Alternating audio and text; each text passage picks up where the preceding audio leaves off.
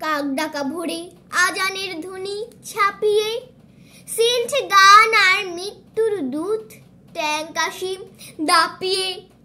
অসহায় আতঙ্কে আকাশটারি নিঝিনি কাঁদছিল, বিশ্বাসঘাতক সহচরেরাই মৃত্যুর জুয়া খেলেছিল। রক্তাক্ত আর বিচ্ছিন্ন সেই বজ্র কঠিন তর্জনী, বুলেট বৃষ্টিতে ঝাঁঝরা করেছে ঘাতক শগুন বাহিনী। এটি তর্জনী শুধু নয়, মরণাত্মের চেয়েও শক্তিশালী। অবাক তাকিয়ে দেখেছিল বিশ্ব তথা মন্ত্রমুগ্ধ বাঙালি। ৭ই মার্চের রেস কোর্সে ছিল তর্জনীর ওই নির্দেশ। মুকুটহীন রাজার তর্জনী ছিল রাষ্ট্রীয় আদেশ। হানাদারের বিরুদ্ধে জেগেছিল তাই স্বাধীন হওয়ার রেশ। অজস্র রক্তের বিনিময়ে তাই স্বাধীন করেছিল দেশ। পড়েছিল রক্তাক্ত দেহ প্রথম তলার সিঁড়িতে, গুলি করেছিল ঘাতক দালাল খুব কাছ থেকে।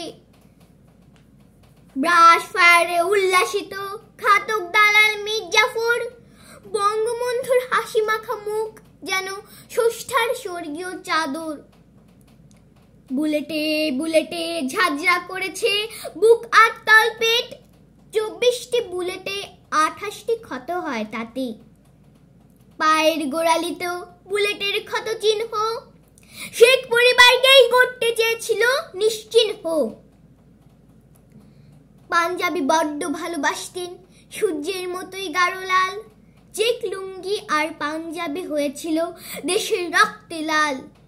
সিঁড়িতে পড়েছিল তামাকের পাইপ, শতপ্রিয় চশমাটা। বঙ্গবন্ধুর বুক ঝাঁঝরা করেনি, করেছে দেশের বুকটা। লুটিয়ে পড়েনি বঙ্গবন্ধু, লুটিয়ে পড়েছে মানচিত্র। হুহু করে কেঁদেছিল বিশ্ব শত্রু কিংবা মিত্র। দেশদ্রোহী খুনিরা তাই উল্লাসে ওঠে মেতে, ঘনিষ্ঠ সহচরেরাই খুন করে হায় ক্ষমতার লোভে। ঘাতকেদের ছোবলে শেখ পরিবার পুরো জাতির কাণ্ডারি। কলঙ্কিত হলো জাতির প্রাণ, ৬৭৭ নাম্বার বাড়ি। শোকাবহ আগস্টে ঝরে গেল জাতির মান। ঘাতকেদের ছোবলে ৩টি বাড়ির ১৯টি তাজা প্রাণ।